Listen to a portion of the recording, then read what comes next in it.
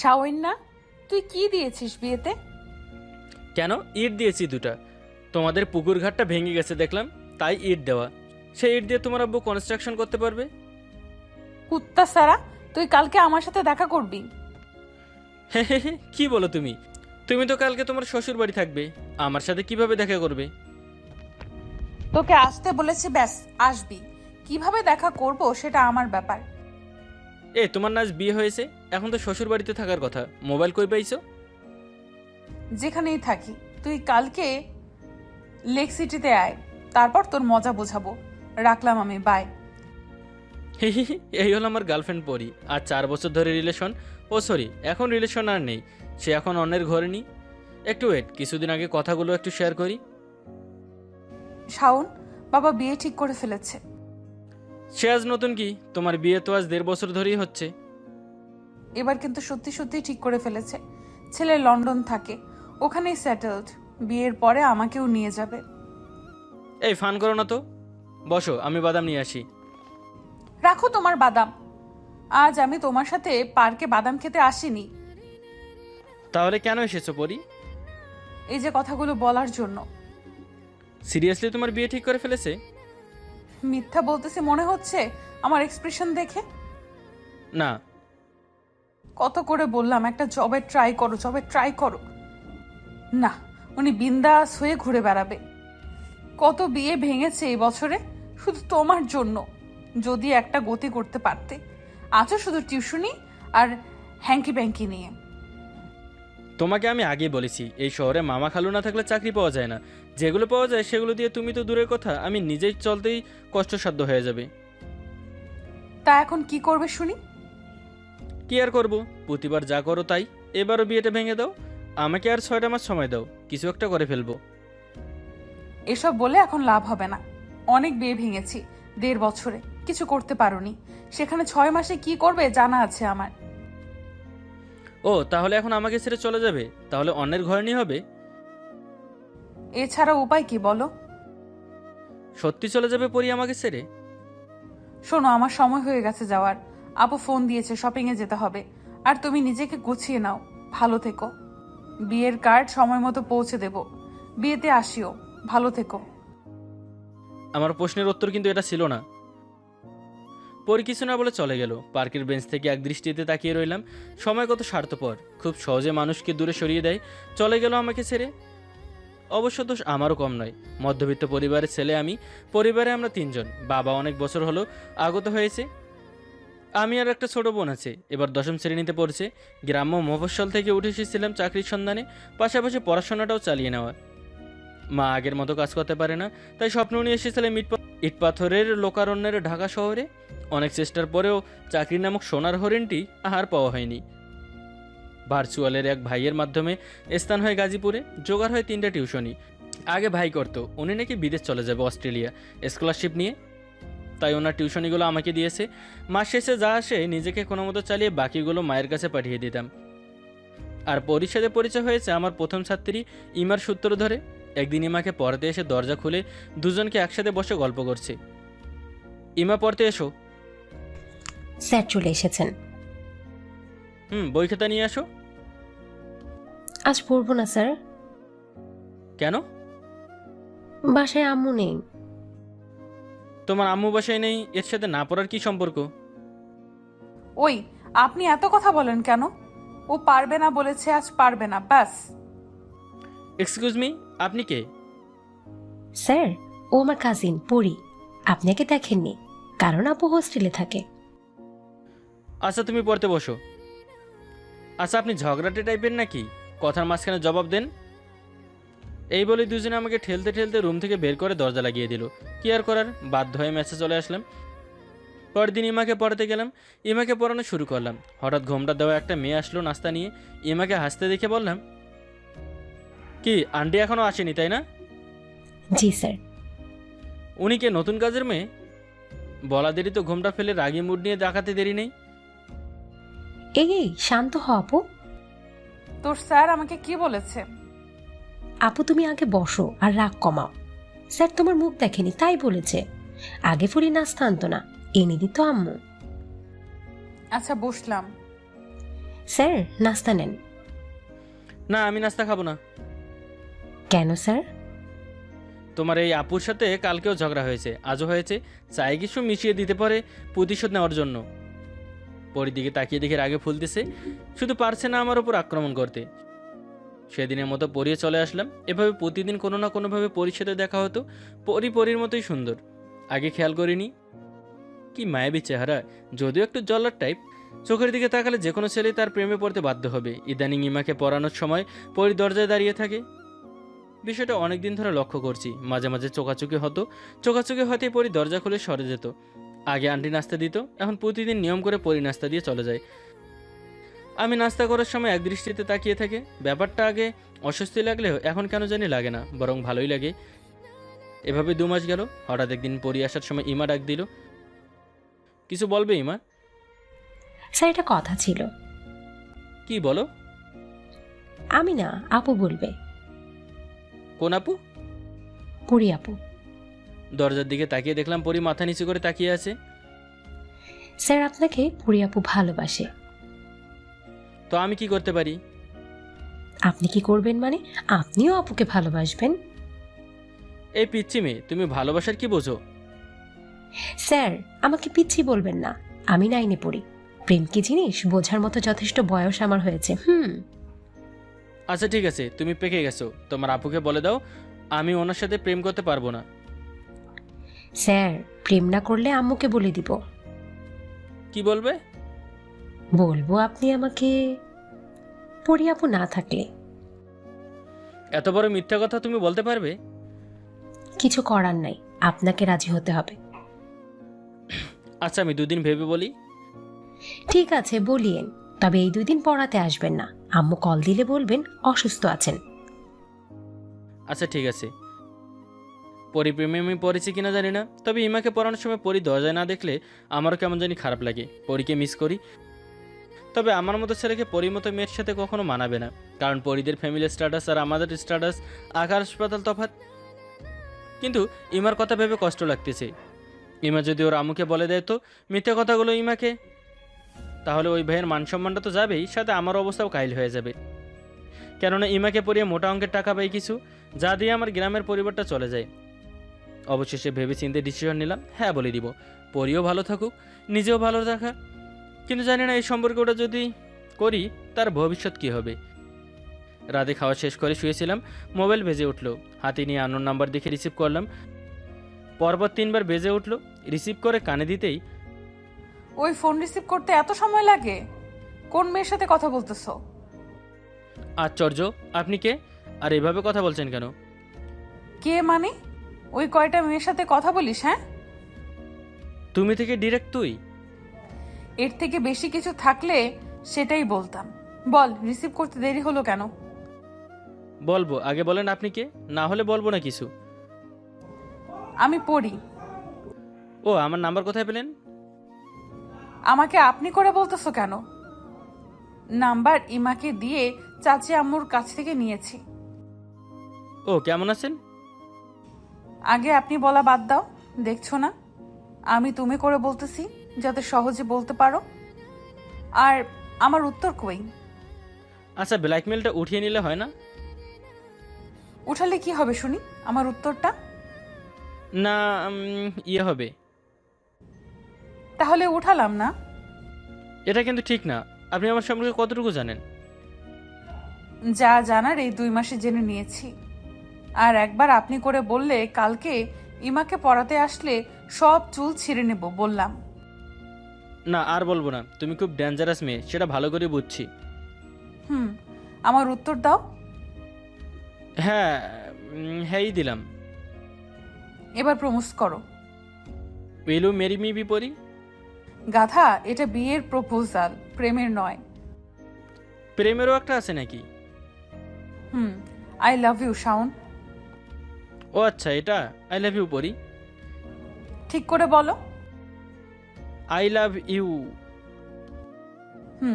Love you too পাগল।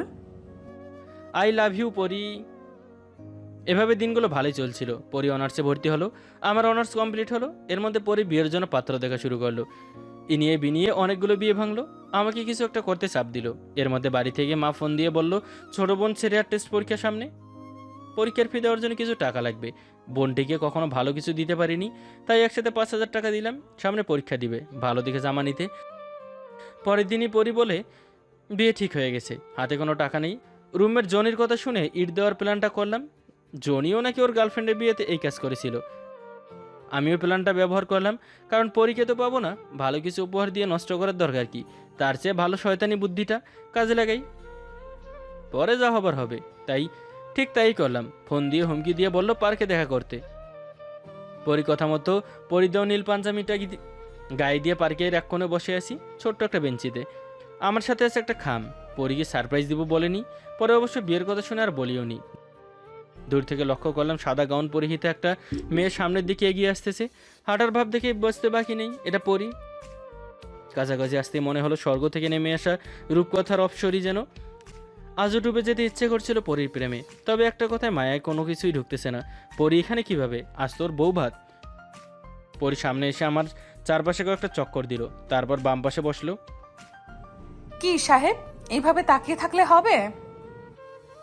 তুমি এত পরক্ষণে অন্যের বউ কথাটা মনে পড়তেই পুরো কথা শেষ করলাম না। কি বলো? না কিছু না, সাথে আর কি এসেছে? তোমার বরকে নিয়ে এসেছো নিশ্চয় প্রাক্তন প্রেমিকের সাথে পরিচয় করিয়ে দেওয়ার জন্য। মার্চিনো, আমি একাই এসেছি, কেউ আসেনি।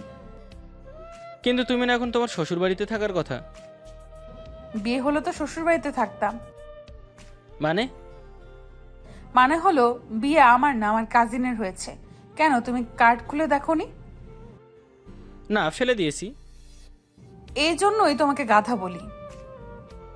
বুঝেছি। তা তুমি কি বলে বিয়েটা ভাঙছো?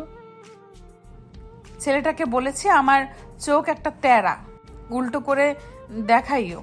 তারপর বলেছি তোমার সাথে আমার বিয়ে অনেক আগে হয়েছে, এমনকি আমাদের বেবিও আছে একটা। বেবিটা তোমার কাছে আছে। আমি কলেজের নাম করে তোমার বাসায় যাই, বেবির দেখাশোনা করি। আমাদের বেবি তাই না? মিথ্যে বলো কেন? গাধা তোমাকে এমনি এমনি বলি?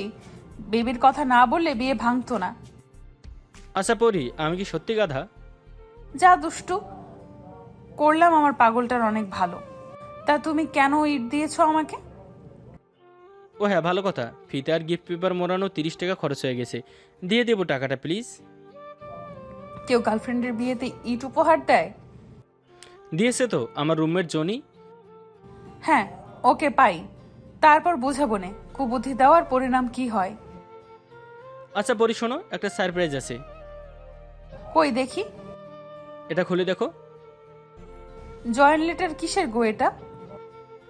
একটা কেজি স্কুলে জব হয়েছে, ওই দিন বলবো ভেবেছিলাম, তোমার বিয়ের কথা বলাতে আর বলতে পারিনি। 1 তারিখে জয়েন দিব। সত্যি? সত্যি। লাভ ইউ টু যাবু। হয়েছে, ছাড় এবার। ওই দিন ঠিকই চলে গেছো ছেড়ে, তারপর একটুও খবর নেওনি। কে বলেছে খবর নিইনি? তুমি জাহিদকে জিজ্ঞেস করিও তো, তোমার পাশের রুমমেট খবর নিয়েছি নাকি না নিয়েছি। ওয়েট, তুমি জাহিদকে কিভাবে চিনো? জাহিদ আমার ফুফাতো ভাই। কি আগে বলনি কেন? বললে কি আর তোমার খবর পেতাম বলো? আমার কাছে টাকা নেই যে। আমি তোমাকে টাকার কথা বলেছি। আমার সাথে এসো। আর শোনো, স্কুলে জয়েন করলে শিক্ষক মিলনায়তনে বেশিক্ষণ থাকবে না। কোনো লেডি ম্যাম থাকলে একদমই না। আমি কিন্তু খবর রাখবো। আচ্ছা বাবা, রাখিও। আমার এমনিতে মেয়েদের সাথে কথা বলার জড়তা আছে। জানি, সুযোগ পেলে লুচুগিরি করতে সময় নাও না যে। সিসি, এসব কি বলো? নাও খাও, আমরা 3 মাস পর বিয়ে করছি। ওকে? তুমি যখন চাও হবে। 1 বছর পর। এই ওঠো ঘুম থেকে। না, এখন ঘুমাতে দাও। না, আর ঘুমানো যাবে না, তাড়াতাড়ি উঠো। মনে নাই আজ আম্মু আর শ্রেয়া আসবে? যাও বাজারে, যাও বাজার করে নিয়ে আসো। উফ, বিরক্ত করো না তো। আসো তুমিও একটু ঘুমাও। পরীকে একটানে বুকে নিয়ে আসি। কি আমি বিরক্ত করি? সরি জান, ঘুমের ঘরে বলে ফেলেছি। আসো একটু রোমান্স করি। আমারও তো সময় নেই তোমার সাথে রোম্যান্স করার। ওঠো, মা চলে আসবে তো। আচ্ছা, সকালে পাওনাটা দিয়ে যাও তাহলে। দুষ্টুমি না করলে তোমার ভালো লাগে না, তাই না? এই তো আমার বেবিটা কত লক্ষ্মী।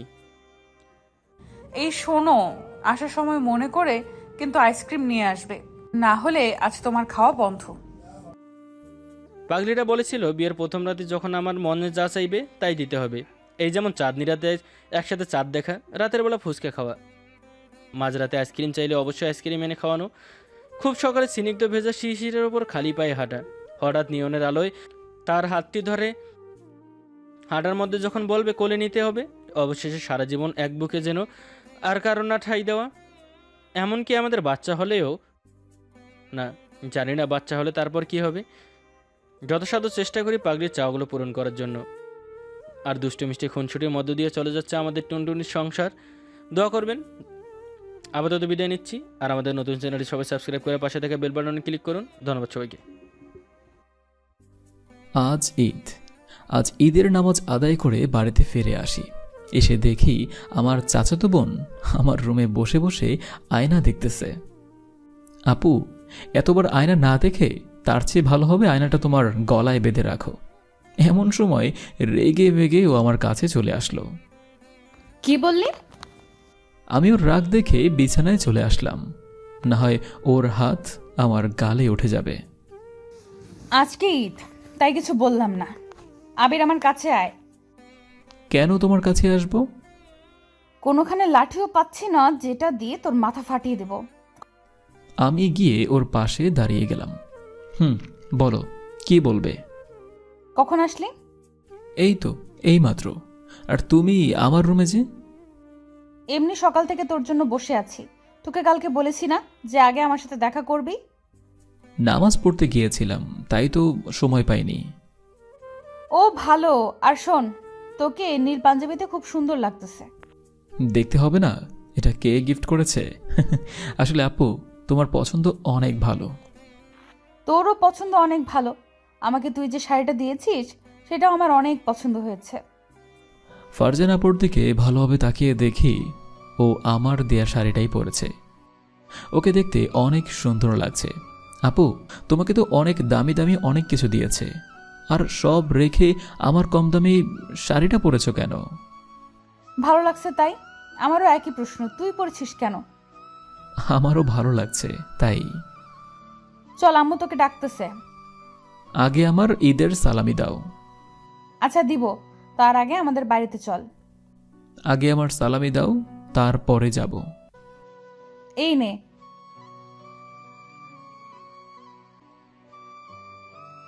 আমি ওর হাত ধরে টেনে বাইরে নিয়ে আসলাম আর তারপরে দুজনে হাঁটাহাঁটি শুরু করে দিলাম।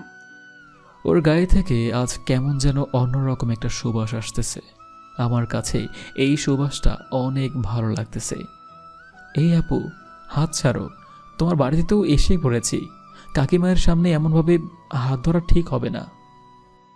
তুই চুপ কর, আমার ভালো লাগতেছে তাই হাত ধরতেছি। আর তারা যা ভাবার ভাবুক। কিছুক্ষণ পরে ওদের বাড়িতে আসলাম। তারপরে সবাইকে সালাম দিলাম।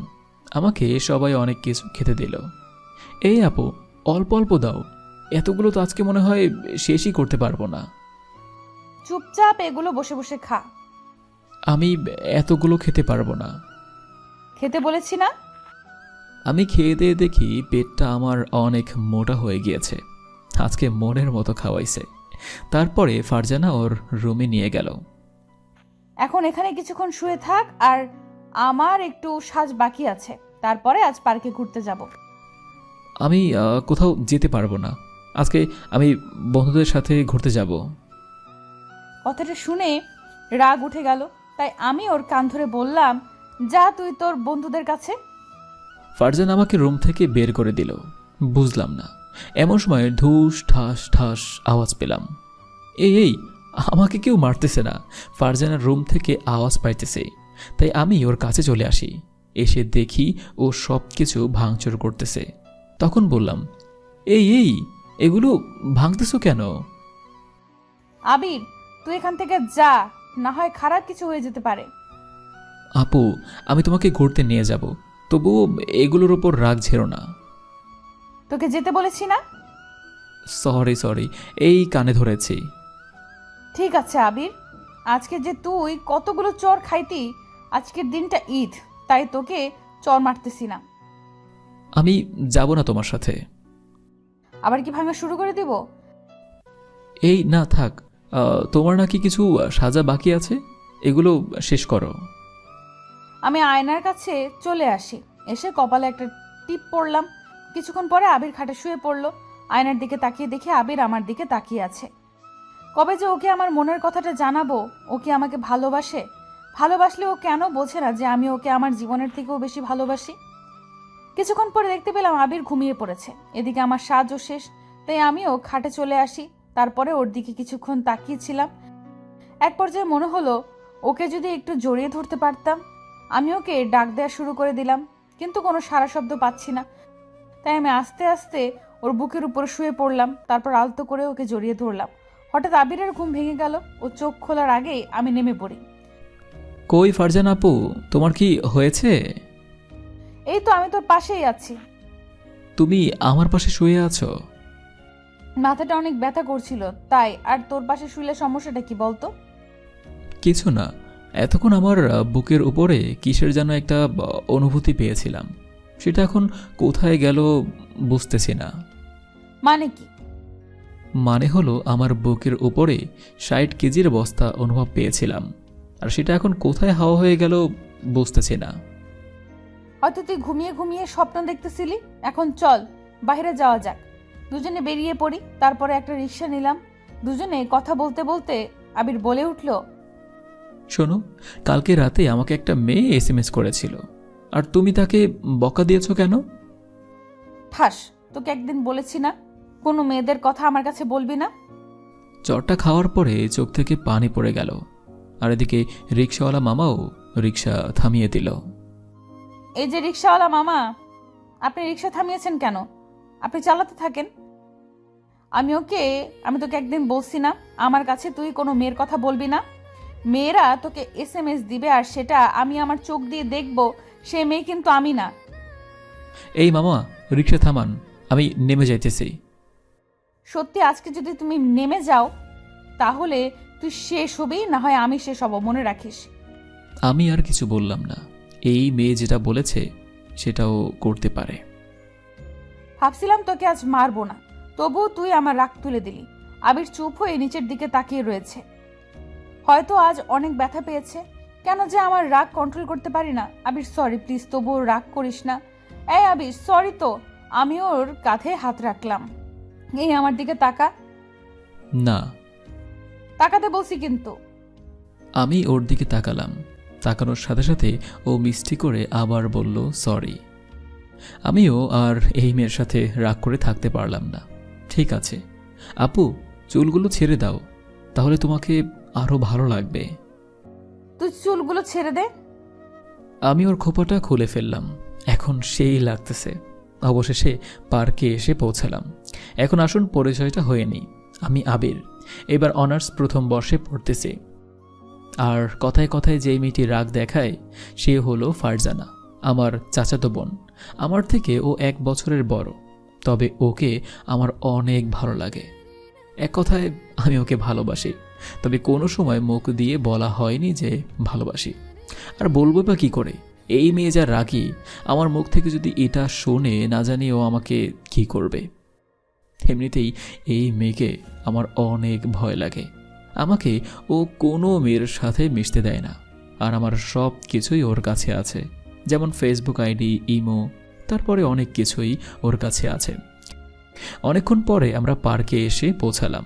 দুজনে পার্কে একপাশে বসে কথা বলতেছি, আর ও আমার কথা শুনতেছে। এমন সময় ফারজানার বান্ধবী আমাদের কাছে আসলো। আবির, তুই একটু অন্য পাশে গিয়ে বস, আমার ওর সাথে একটু কথা আছে।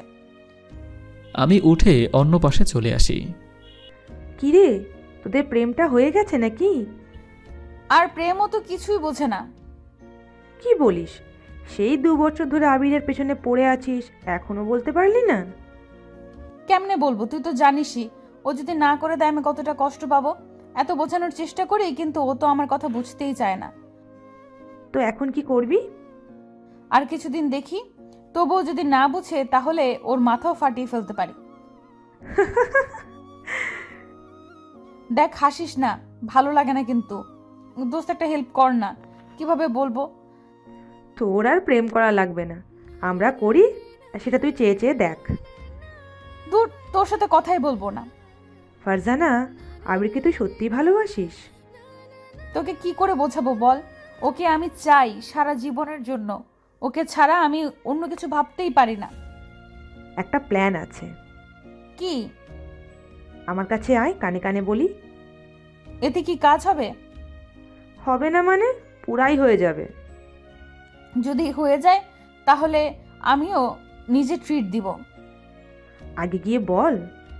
কিছুক্ষণ পরে আমি আবিরের কাছে চলে আসি। এতক্ষণ দুজনে এত কি ফিস ফিস করলা? সেটা তো শোনা লাগবে না। আচ্ছা চলো বাড়িতে যাব। একটু পরে যাই।